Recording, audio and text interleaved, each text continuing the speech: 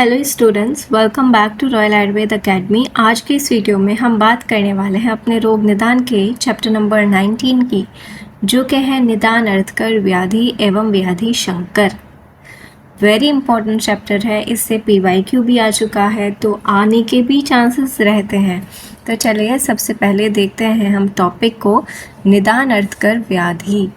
तो यदा एक रोग, देखो इसमें क्या कह रहे हैं कि जो ये तो श्लोक हो गया, जब कोई एक रोग यानी प्राथमिक रोग उत्पन्न होकर शांत नहीं होता, एक रोग आपको हुआ, ठीक है, और वो शांत नहीं हुआ, अपितु सम्यक उपचार करने पर भी, आप उसका उपचार कर रहे हो फिर भी अनुव्रत रहता है और पश्चात किसी नवीन द्वितीय रोग को उत्पन्न करता है।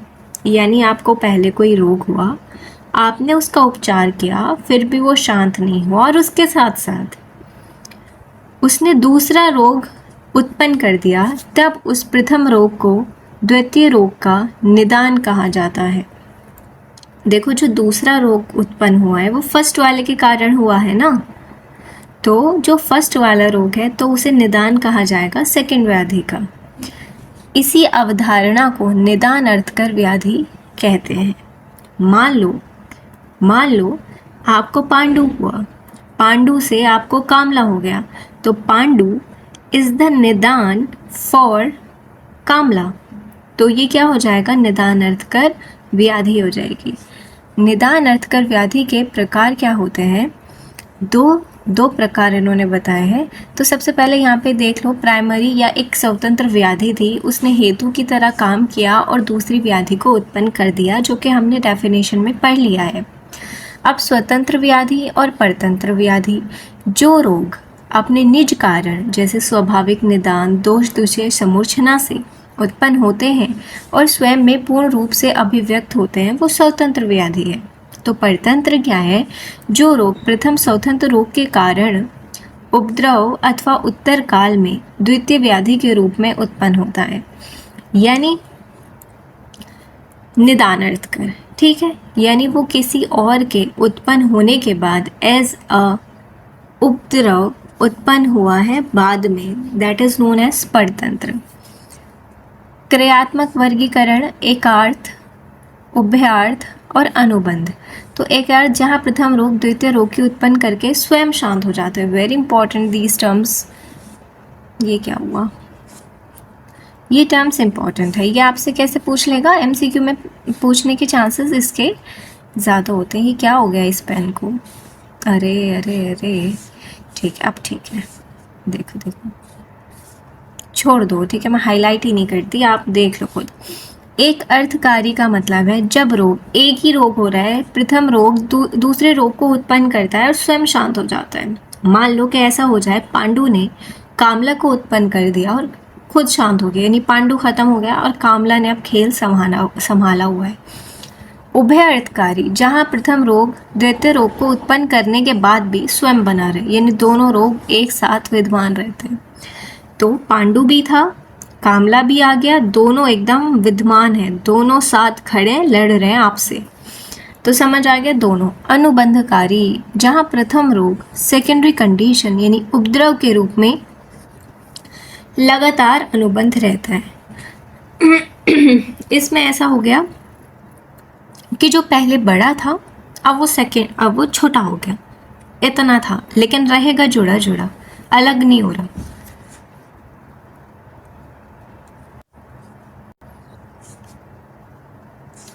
अब इसे शास्त्रीय उदाहरण और संप्राप्ति से समझते हैं। जैसे इसका एग्जाम्पल है प्रतिश्याय और कास, यानी प्रतिश्याय से कास की उत्पत्ति होती है। कफ का और स्थल में पतन होने से प्राणवश होता है, दुष्ट होकर कास का उत्पन्न करते हैं। सेकंड, कास से क्षयज कास। आप इसमें से इजी वाला याद कर लेना, एक तो ये याद करना ज्वर वाला, और एक याद कर लेना प्रतिश्याय वाला, ठीक है।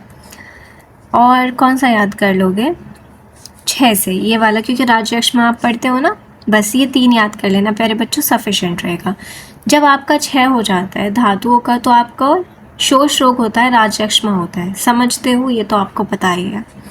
ज्वर से रक्तपित होता है। ज्वर का संताप देकर रक्त धातु को दुष्ट करके ऊर्ध्व और अधो रक्तपित उत्पन्न करता है। तो ये क्या हो गया, एक प्राइमरी डिसीज है, एक सेकेंडरी, और ये दोनों एक दूसरे में कन्वर्ट हो जाते हैं। जैसे इससे ये बन जाएगा और इससे ये बन जाएगा, और कभी ऐसा होगा कि रक्तपित्त में आपको उपद्रव के रूप में ज्वर मिल जाएगा, जो कि हमने पढ़ा था अनुबंधकारी में, कि जहाँ प्रथम रोग उपद्रव के रूप में लगातार बंधा रहता है।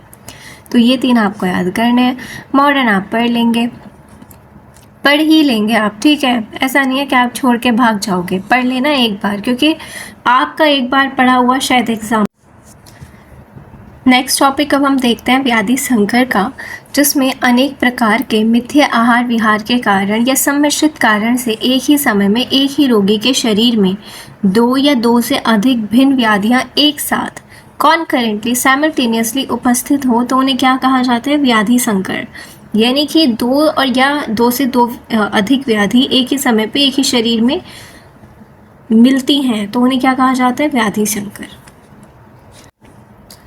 इसका विशिष्ट निदान क्या है, 3 रूप से इन्होंने बताया, अहित आहार विहार, मिथ्या उपचार और विषम समूर्छना। ठीक है, तो सबसे पहले कह रहे हैं कि संकर का निदान अत्यधिक विरुद्ध आहार आप कर रहे हो, ठीक है, असाध में भोजन कर रहे हो, युगपत विविध दोष प्रकोपक आहार विहार का निरंतर सेवन, यानी ऐसे आहार विहार का सेवन कर रहे हो जो आपको पता है कि आपके दोष को प्रकोपित करेगा, फिर भी कर रहे हो। मिथ्या उपचार, प्रथम व्याधि की चिकित्सा करते समय अपथ्य सेवन अथवा असम्यक चिकित्सा करने से अन्य व्याधियों का प्रादुर्भाव होना, यानी जो आपकी प्रथम व्याधि थी उसकी चिकित्सा के समय आपने अपथ्य का सेवन कर लिया, या फिर आपने किसी ऐसे डॉक्टर को दिखा दिया जो नहीं जानता वो सारी चीज़ें, यानी आपकी चिकित्सा जो है वो ख़राब हो गई और उसकी वजह से अन्य व्याधियाँ उत्पन्न हो गई हैं। जैसे एक रोग का शमन औषधि से दूसरे रोग का बढ़ जाना। असाध्यता यानी बल क्षय, रोगी की अग्नि और बल का अत्यंत क्षीण होना, जिससे शरीर अनेक रोगों को एक साथ रोकने में असमर्थ होता है। जैसे कि किस में होता है, एड्स में होता है, ठीक है, कि व्याधि की जो इम्यूनिटी है, शरीर की जो इम्यूनिटी है इतनी कम हो जाती है कि वो नॉर्मल बीमारी से नहीं लड़ पाता है। शास्त्रीय उदाहरण देखते हैं, रक्त पित्त प्लस ज्वर प्लस श्वास, अत्यधिक पित्त एवं वात कफ प्रकोप से रोगी में एक ही समय पर मुख नासिका से रक्तस्राव होना, तीव्र देह संताप होना और श्वास कृच्छता की युगपत अभिव्यक्ति होती है। यानी ये 3 रोग एक साथ हैं, जैसे प्रमेह, पीड़िका और छत, ठीक है, यानी गैंग्रीन, तो ये भी एक साथ हो सकते हैं। ग्रहणी, अर्श और शोथ एक साथ हो सकते हैं। तो ये क्या है, इसका एग्जाम्पल है कि क्या होता है, ये व्याधि संकर होता है।